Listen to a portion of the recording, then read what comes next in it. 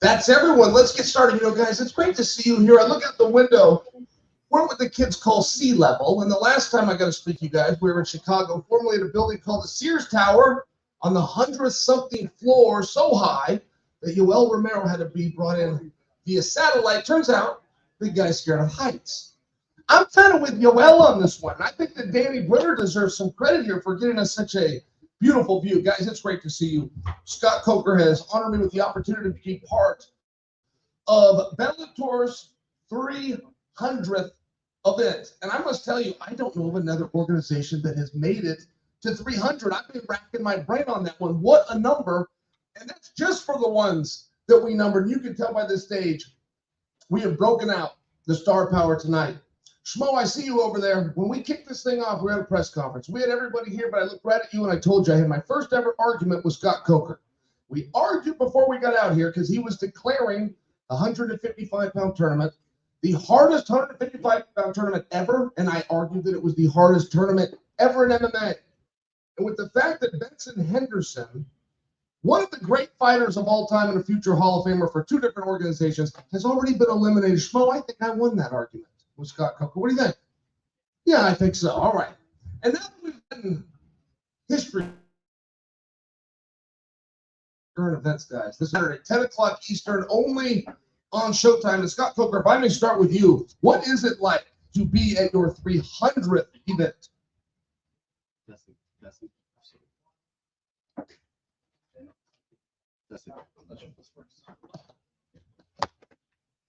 Thank you, Joe.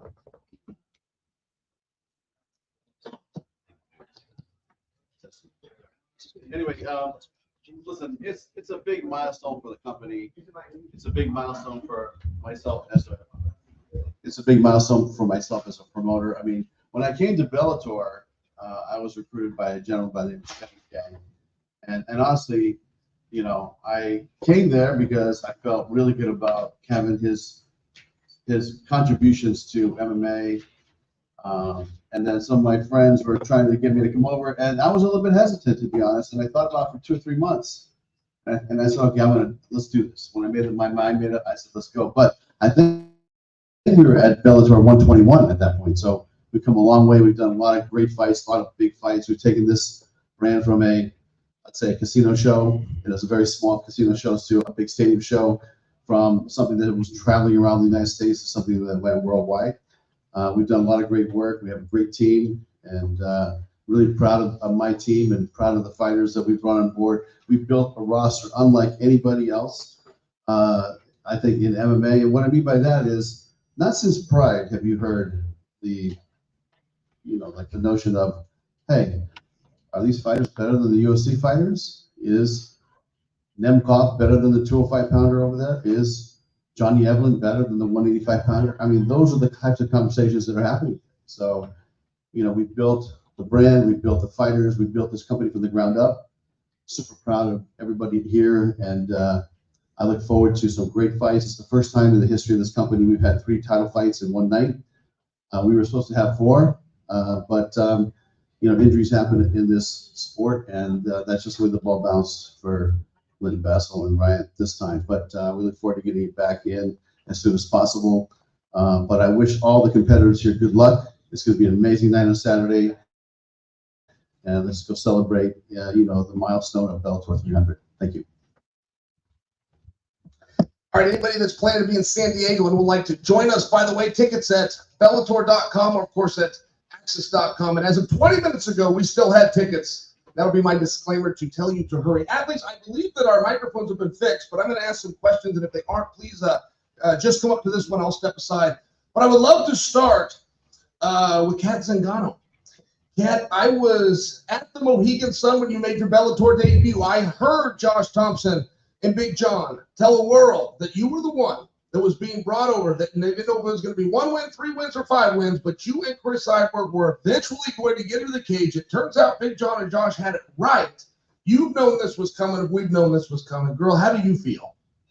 I feel good. It feels like my life's work to get up to another title fight.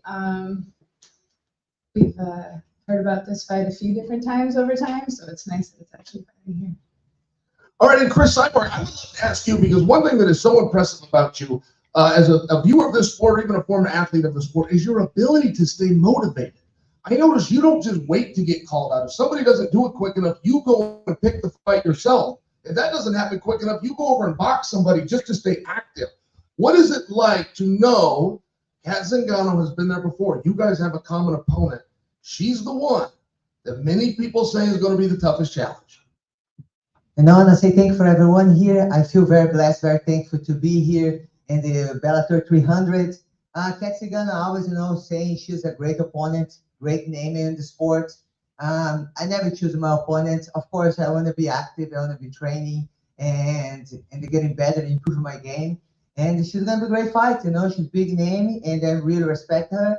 And that's it.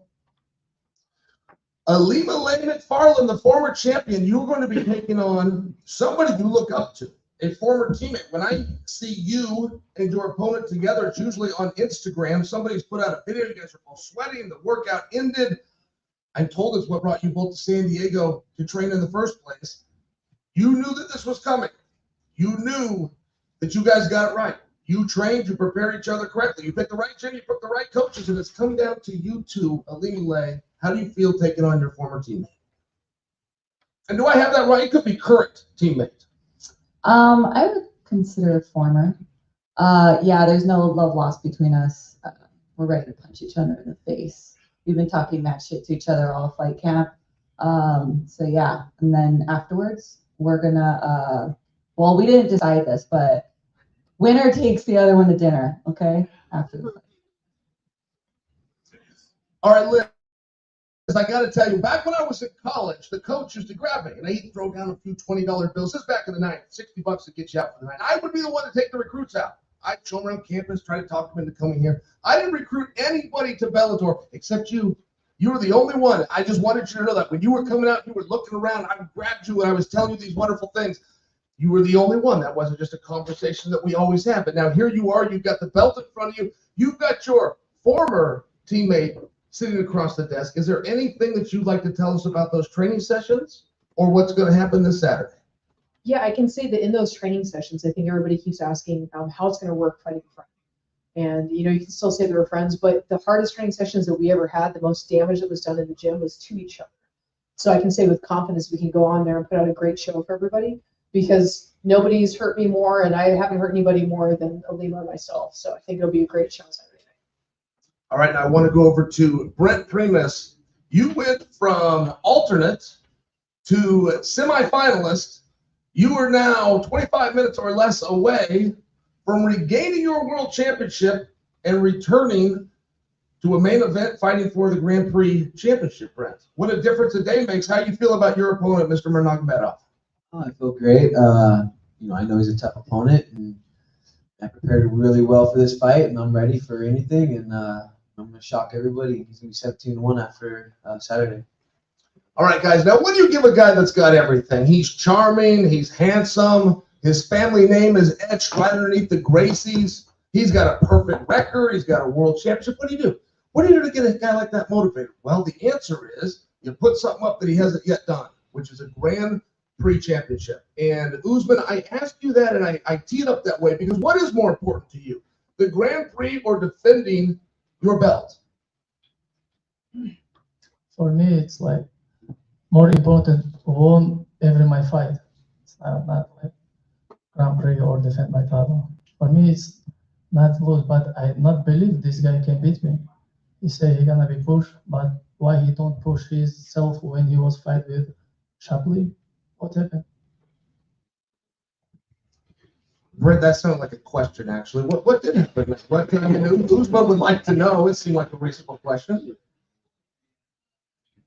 Things happen to MMA. I got caught. I didn't have the best camp and everything, but I felt like that really wasn't me fighting. I like I said, I had a kind of weird, different camp, and I've changed things, and I had an awesome camp this time, and I promise you'll see a different Brent out there for sure. All right, guys, we're going to throw the questions to you, but before we do, Lima, I'm a little bit confused. I heard terms like trash talk. I heard terms like former opponent, but I also heard a term like we're going to dinner afterwards.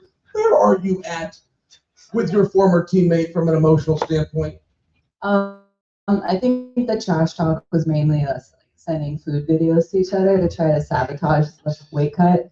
And when I think of going to dinner afterwards, I really just want to go to Fogo de Show. That was like our tradition after fights before. But no, in all seriousness, like, you know, Liz was the one that got me started in the sport. I have so much respect and love for her. But like she said, we're gonna punch each other in the face. We're gonna hurt each other, and we'll actually get paid for it this time. So that's nice. I'm glad we cleared that up. All right, first question out to you guys. If you have a question, please raise your hand and we'll bring a microphone to you.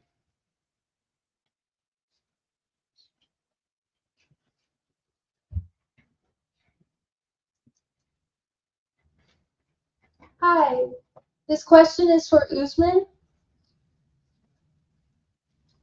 Hi, this question is for Usman. So Cain Velasquez has been coaching you for this fight. What do you enjoy the most about Cain coaching you, and what do you miss the most about Habib coaching you? You know, this is different when Habib is, it's like, you feel like mountain behind you. This is different. I cannot like put this is, but I'm so glad to see Kane to my corner, like coach. You know, all my this camp, he was like give me great advice all the time, and we'll see. This question is for Scott Coker. How much effort was put into finding a replacement fight for Ryan Bader, or was there just not enough time? Yeah, I mean, you know, when you talk about quality fight at a world championship heavyweight division title fight, it's very hard to find a replacement overnight. And so, you know, we talked about it internally. I know our fight team got a bunch of calls, but you know, it has to be somebody that has to be worthy of having that slot. And so, traditionally, we try to make sure that the integrity of the fight stays at a very high level, and we didn't think we could do it this time for this fight because, you know, even if it was this fight or that fight, they have what 5 days to prepare, go get medicals, go get fly down. It was just very difficult. So we made some calls, but it just didn't work out this time. Thank you. Good. Hey, how's it going, Chris? This question is for Chris Cyborg. Good. I just got a question. With Bellator traveling everywhere, what would it take for it to get Bellator to actually travel to Brazil so you can fight in your hometown? Yes, this is gonna be the dream come true. You know, I love fighting Brazil, and that was the first thing I talked to Bellator and the Scott Coker, and I signed the Bellator. This is one of my dreams: bring Bellator to Brazil. Have a lot of Brazilian fighters, very good champions, and yes, this is the dream. Got it. And I hear you. got one more question. This is gonna be for the champ, Usman. Salam alaikum, brother. Yeah, I always try to get it right. Sometimes I mess it up though, but yeah, I just got a question for you. So we're gonna be having one of the biggest matchups taking place against United States Jiu-Jitsu and Dagestani wrestling. Which one's more dangerous and which one's gonna be superior this Saturday night?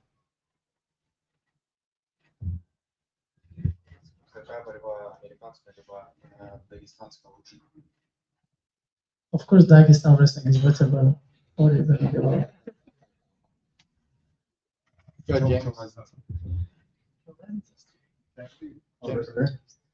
This question's for Chris Cyborg. Chris, how's it going? Good. How are you, James? Just want to know how camp went. I know you got to work with Dion Barbosa, who we saw get a really good opportunity in the UFC. How pivotal was she? I know she's a bit smaller, but how much did she help you for this camp? You know, this camp, I did almost everything same, just changed some partners. You know, usually use the partners who's depending on what opponent I'm going to be. But I brought my coach from Brazil, my first coach, all the suplex guy watching my fights the whole these years is teaching me. And I brought him, I felt my heart. And we did an amazing camp. Dione, I'm really happy for her in that next chapter of her career. And we've been together 2 years, so we learned a lot of each other. And I wish the best for her. And we did an amazing camp, trained really hard, and prepared for Saturday. Feels like this fight has been taking a while to get put together. It's been talked about for a couple of years now. Were you ever thinking this might not happen? I don't know. I just think about what I can control, and the opponent usually know who's the number contender number one, and there was just nowhere at the moment. So I fight another girls, but now here I am, to the fight. And same question for Kat. Did you think as the longer this was going on that maybe this wouldn't happen, you fighting Cyborg? No, I felt like it was a matter of time one way or the other. There was, like I said, I think there's been 3 different times that we're, definitely talking about it. Even my fight against Megan Anderson was in case Amanda Nunes and Cyborg didn't work out, so I'd be ready to jump in that night, so it's, it's been a few different training camps getting ready for this one and just knew it was a matter of time. And you sort of talked about it there, the last title fight you had in the UFC, I know it was just a weird fight, everything that sort of went down, but does this kind of feel like redemption for you getting to fight, especially on this historic card at Bellator 300? Yeah, I mean, it's great to have worked myself back up to this place again, and I've always believed in myself, definitely put in the work and the time, and so it's natural attitude. Just my last question. This is for Brent Primus. Brent, I was at your fight with Michael Chandler a couple of years ago in New York where you won the title. How does this fight week compare to then in New York? This is also a big card. It was the first New York card. This is Bellator 300. It's a stacked event. How does this fight week compare? It's huge, after I beat him, I'm obviously the champion, but I'm going for that $1 million in the Grand Prix. So it's humongous for me and my family and life-changing, and I'm ready for sure. Question over there. I have a question for Alima. Good to see you. First off, I want to say God bless you. It's what you've done for Hawaii. It's just amazing. First question I have for you, obviously, you and Liz go way back. A lot of it stems from the relationship with Manolo Hernandez, who was a legendary coach in San Diego, a fighting Hall of Famer. I'm going to ask Liz the same question, but what does Manolo mean to you? Well, besides Liz literally being the one that signed me up into the gym when I first stepped foot through this door, Manolo was the first coach that I took any sort of MMA class from. He was really the reason why I kept going back. If anybody knows him, you know how inappropriate his sense of humor is and how hilarious he is. But he kept practice so much fun that I just kept going back. And he was the one that was like, you should do a fight. You should do another fight. Let's go pro. So he kept, prodding me along. So honestly, if it weren't for that guy, I wouldn't be here today. He is going to be one of my corners. He'll probably be crying the whole time. So yeah, he's not going to be the mic'd up one though. Yeah. One thing that he prides his legacy on is building stars from scratch. He built you and Liz from scratch, all the way at San Diego Combat Academy. Just how fulfilling is this moment for not just you and Manolo, but the whole team in general?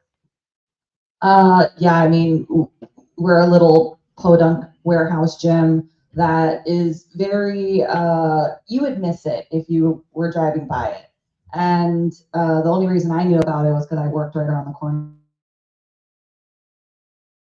To be able to bring up 2 world champions who really walked in with no experience, little to no experience, that's a testament to that little gym. And yeah, that's kind of been our thing. Like, we're the little gym that could. Absolutely, God bless you. And for you, Liz, just can you talk about your relationship with Manolo? Obviously, he cornered you in your fight against Ronda Rousey, the first ever female fight in UFC. I mean, you're a legitimate legend and pioneer of the sport. And same with Manolo, too. Can you just talk about him and your relationship? Yeah, Manolo has played a crucial role in where I am today. When I first started the gym, I didn't really have the money to be able to pay for the gym membership, but he still took me under his wing. He taught me how to teach one-on-ones. He taught me how to teach classes, the fundamentals of martial arts. And when it really just came down to money, I didn't think I could put it together and pay anymore. He was the one that went and talked to the owners and was able to work something out for me, who was there with all the fights. He's, like Lynn was saying, he's the goofy guy in the background that's cracking those inappropriate jokes that you have no other choice but to laugh at.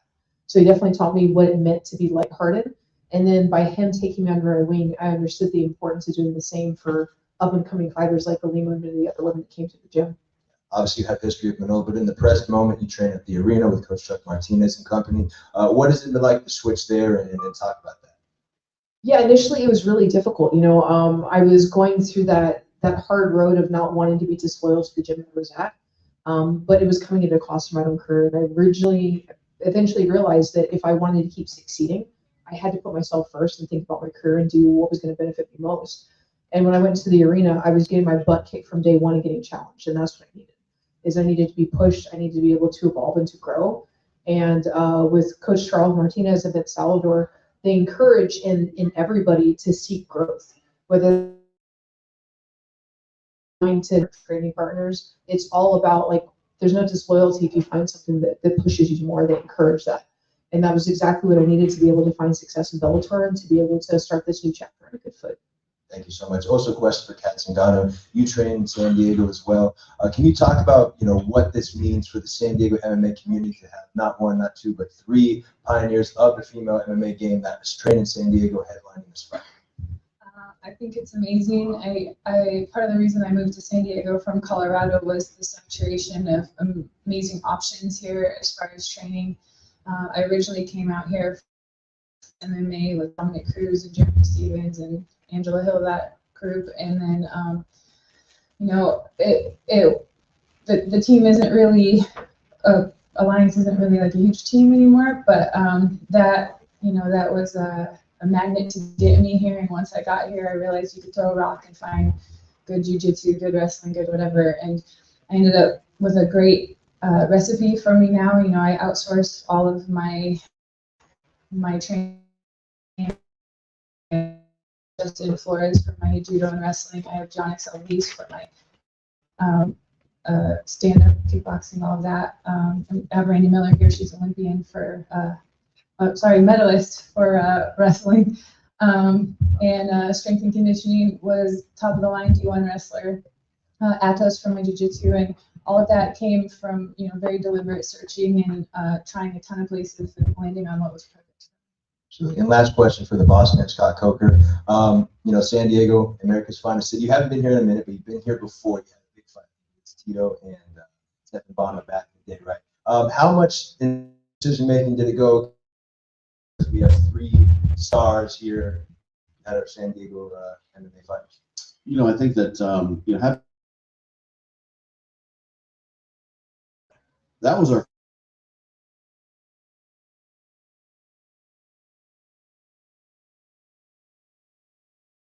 stage and program of the show. So we said, what better place than to go back to San Diego, and that's why we chose the venue, because this is where it all started. It was I think November of 14, and it's been a great ride since. And like I said, we have these amazing athletes here, so it just made a lot of sense. Yeah, San Diego is an absolute hub for jiu-jitsu. There are some coaches that say it's the mecca of MMA. I'm not sure if you agree with that statement, but I do want to ask you, what do you think of the San Diego MMA community as a whole? Yeah, even before MMA, I mean, I used to, there was a gentleman who used to fight for me named Malcolm Minor here, right? He was a kickboxer, and I'm sure he probably trained a lot of top MMA fighters in striking here, but some great kickboxing, great martial arts here, and great jiu-jitsu, great MMA. So, to me, it's something that, they should be proud of, because this is not an easy sport, as you know, right? It takes a lot to be successful, and to have so much talent in a small vicinity, close to LA, close to the Bay Area, and it was just, and it's beautiful here. I mean, the weather's unbelievable. So we're all happy to be here. It kind of reminds me of our fight that we did in Hawaii. So we're all gonna have a good time this week. Simon. First question is for Brent. Brent, you are a massive underdog going into this fight, and I'm just curious what sort of motivation that serves for you. Do you feel like you're being overlooked? You're a former champion, so how does this sit with you, the way this fight is being viewed, generally speaking? I like being the underdog. I feel like I do better when I'm the underdog. I don't like it when people, you're gonna win, you're gonna go out there and kill it. I like being the underdog. I've been the underdog a lot, and I've proven a lot of people wrong. So yeah, let's go, man. I'm gonna shock everybody, like I said, and this is exactly where I want to be. Would it specifically mean a lot for you to beat somebody with the last name Nurmagomedov, given what that holds? Yeah, of course. He's 17-0, and he comes from Khabib's camp and all those guys, and I know it's going to be a good, tough fight, and I'm ready. And the name just puts the extra little piece of cake on the win. And then a question for Usman. Usman, the fact that you are so overwhelmingly favored, is it ever a challenge for you to stay focused to make sure that you don't lose sight of the fact that you have a former champion in front of you?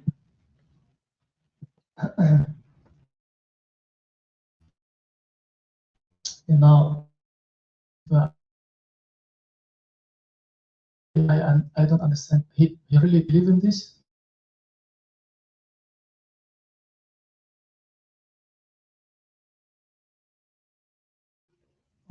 For tango, we need two guys, yeah? Or how I have to say this?